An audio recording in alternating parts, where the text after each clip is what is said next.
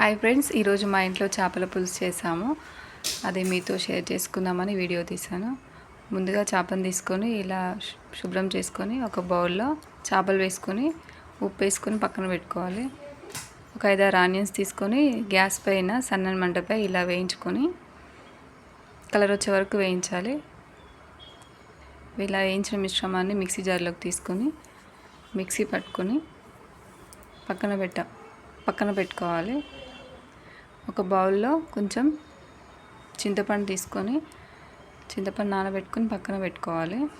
పచ్చిమిర్చి, కరివేపాకు కట్ చేసుకొని పక్కన పెట్టుకోవాలి.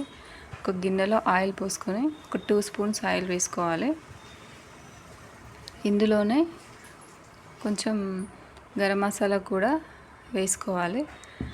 ఇది వేసుకున్న తర్వాత పచ్చిమిర్చిను మనం మిక్సీ పట్టుకున్న మిశ్రమాన్ని ఇందులో వేసేయాలి. తర్వాత కొద్దిగా కరివేపాకును వేయాలి. కాసేపు మూతను పెట్టుకొని పక్కన పెట్టుకోవాలి. తీసుకున్న తర్వాత కొద్దిగా అల్లం వెల్లుల్లి పేస్ట్, తర్వాత కొద్దిగా పసుపు వేసుకొని కలబెట్టుకోవాలి. కలబెట్టుకున్న తర్వాత ఇందులోనే కొద్దిగా కారం, 2 స్పూన్ల కారం వేసుకోవాలి. వేసుకొని తగినంత ఉప్పు కూడా వేసుకొని కలబెట్టుకొని పక్కన పెట్టుకోండి. ఒక 2 మినిట్స్ సన్నని మంటపై దీన్ని వేడి చేసుకొని ముందుగా నానబెట్టుకున్న చింతపులుసుని దీంట్లో పోసుకోవాలి. అలాగే 1 కప్పు వాటర్ కూడా పోసుకోవాలి. వాటర్ పోసుకొని కాసేపు కలబెట్టుకొని మూత పెట్టుకొని పక్కన పెట్టాలి. ఇందులో ఒక 2 స్పూన్ జీలకర్ర మెంతుల పౌడర్ వేయాలి.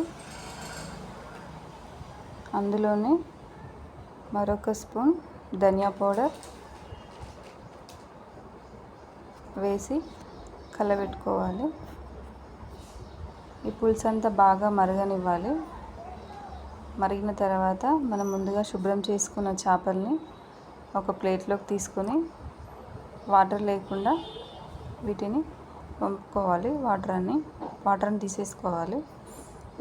తీసుకున్న తర్వాత ఈ చేపల్ని మనం మరుగుతున్న పులుసులో వేసుకోవాలి.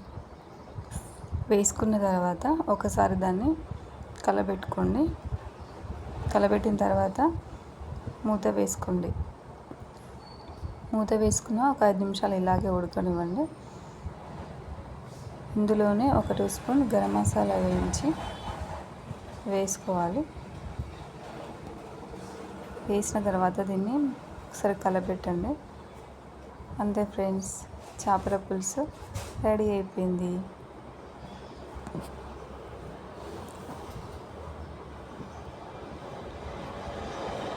నచ్చితే మీరు కూడా చేసుకోండి. ఓకేనా ఫ్రెండ్స్, బాయ్.